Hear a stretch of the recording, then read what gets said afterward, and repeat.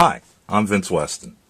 And yes, this is a bit of a distraction from the topic at hand, but I just wanted to quick do this. Last weekend I went to the second annual Nebraska Challenge, which is a model car collectible swap meet and contest, and this is what I bought. It's the Mobius Superboy. This has been on my wish list for quite some time. This was on my actual only purchase. So anyway, I just thought I'd throw that in at the beginning, so I got it out of the way. So now back to your regularly scheduled program. We'll start out with the base here. I'll come in a little closer, hopefully. I was actually going to do a video about finishing the characters, and then I was actually like 90% finished with the base, so I said, I guess another couple hours and hold off the update. I can make it a final and be done with it. So, this is the base to the Toy Biz Captain America. I guess we'll zoom in a little bit more. Oh, I guess that's about it. My zoom at the moment. Let's see, points of interest. Of course, is the skull. And I felt that this was kind of, I don't know, blah, just to leave him laying in there. So what I've done is I've supported him with a piece of clear sprue, which I stretched, and he's got some copper wires. I'll throw in a slideshow. It's got a couple of close-ups of that to show you that. Let's see, the base itself, we'll start from the bottom and work our way up. I primed with a gray regular primer, and then did a light gray wash. It's an acrylic color, and I just don't remember off the top of my head. It's not granite. Anyway, I also painted the metals of the boxes for the uprights with an acrylic. Most of the metallics on here, except for the back fan here, are actually enamels. Sorry, but I had to break down for that.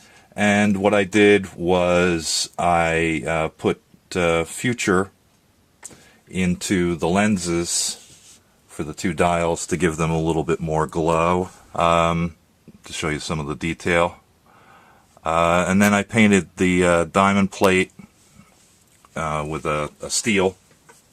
One of the things I had to do with the diamond plate, and actually the whole base, was there were, if you remember, knobs sticking up to support the characters, and since I was moving them, these little knobs would have shown off a little bit too much, and I was able to, the outer knobs of course are flat, but inside is part of the diamond plate. Well, I don't know if you call that diamond plate, it's a weave plate, I guess.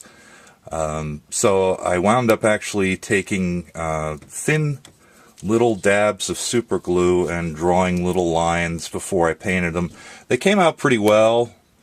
You know, on really close inspection, if you knew where you were looking, you could probably find where they were, but otherwise they're pretty well hidden.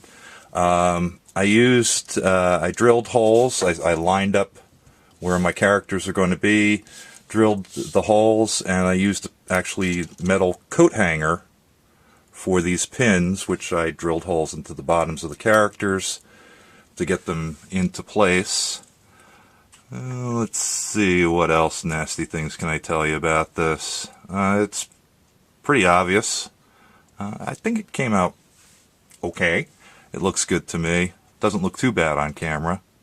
So I'm really happy about it.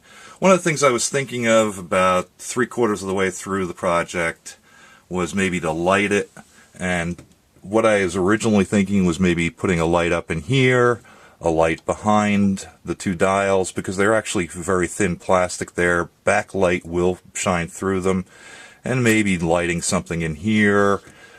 And it started to get to be too much. And I've actually left Most of this centerpiece where the skull is loose, and I may put a glow light, one of those like flickering lights that you get in a tea light type thing, up in the bottom someday, once I get brave enough to start figuring out how to do some lighting. There is definitely plenty of space. You could easily put a battery pack underneath here, or even back here. Nobody would really see it in the back. So I may get into that at some point with this kit, but I don't know for sure. I'm really calling it done. It's gone on long enough for my tastes. But anyway, so that's the the background. A couple of things. Here's Red Skull. And I do have some more stills. One of the things was I found online a Hydra belt buckle. It was actually square. I shrank it down, printed it out, and maybe I can get this close enough to show, but probably not. So I cut it out and glued it over top of the weird circular belt that he had. It was kind of a center pin with 3 arms on it. It made no sense to me at all. So I took care of that and took it out. I did do a little bit of a light gray wash on him, which is probably, whoops, sorry there, showing a little bit. And finished up his head. Everything's done flat. And as you can see, I also, that's where the Nazi armband was, or is, that I was working on. And once again, I found on the internet a Nazi, the swastika, excuse me. I shouldn't keep blaming on them. Shrank it down, covered it with some gloss coat, glued it on with some, I think I used super glue, and then a little dull coat over the top of it to get it to show up pretty well. So that's him, and if I can get away with this, I'll try it, because I'm at a weird angle here. If I can find the hole, I'll try and get him into place so you can start to see. Dun, dun, dun. There he is. Okay, so then I've also finished off Cap, and the A on his head, I'll start there. I was originally going to use a dry transfer A, but it really wouldn't stick to the compound curves of his head, so I wound up using a gel pen and just carefully made an A. Okay, in reality, also his eyes, the color of his eyes is the same color as the blue in the shield. Just as a slight aside, I did use white on this instead of some of the off-whites, because I just feel that comic book characters are a little bit more stark. One of the additional details I also did as we moved down his body was, if I can get it in here, is his belt buckle. That was just a small piece of styrene strip that I cut square and painted gold and then glued in place. I think it kind of helped detail that area out, even though it won't be seen. And of course, as you can see, he's all in his red, white, and blue. In the original formation, this is sort of what you would have seen, except his shield would have been back on his back arm and not his front arm. And then here's the other side. I did decide to make the inside of the shield silver based on the little model I had from Hallmark. And I put in some, it's actually plastic strip, very thin. It's probably almost the same stuff that I used on his belt buckle. And some riveted on pieces to hold it in place, which are of course just glued in place to make the armbands, or the handles. And This has actually been cut and fit into there, and once again on the bottom was cut and fit. This part just wraps around his arm to fit in there. It was a little tedious to get it in place, but I was happy how well it worked out. And his clear wings are now white, as you can see. That's most of the detail. I did use buttercream on his eyes and his mouth. I guess maybe his mouth shows off better from this side. And then I actually once again used a trick I had used on the Punisher.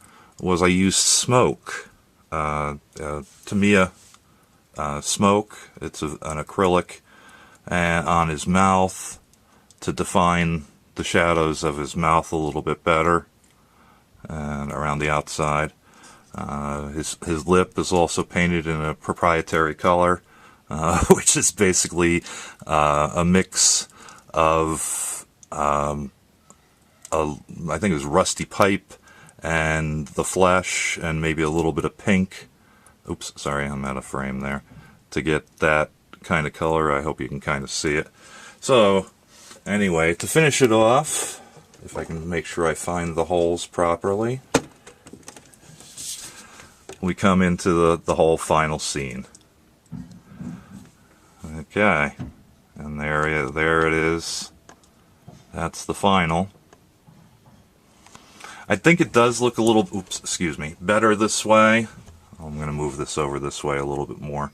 I don't think it's going to help the lighting of him, but I kind of like this because it shows Cap more dominantly than Red Skull.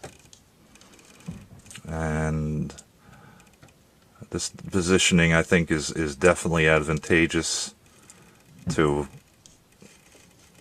what you really would want, instead of just looking at his back and his shield. So this is it. It was a fun build.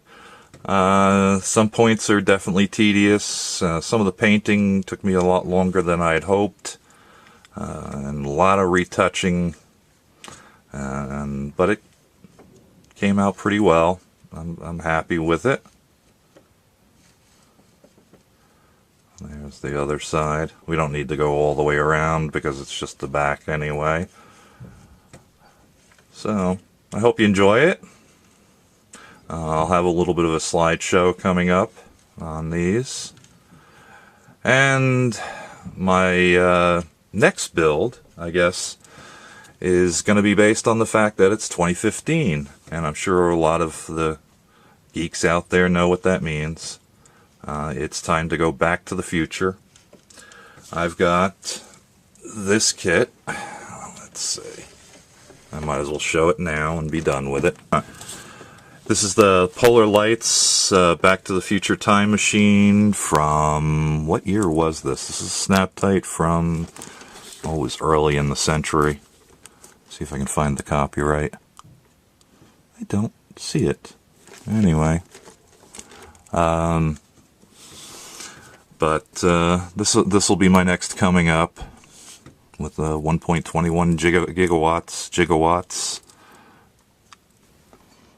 And I'm sure you're all screaming at the YouTube right now saying what year it was.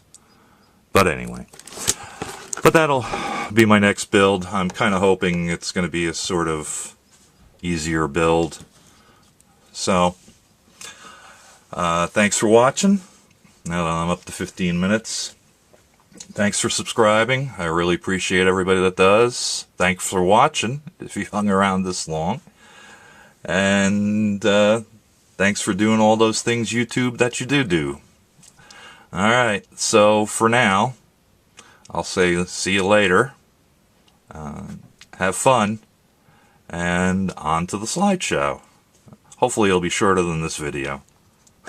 Bye.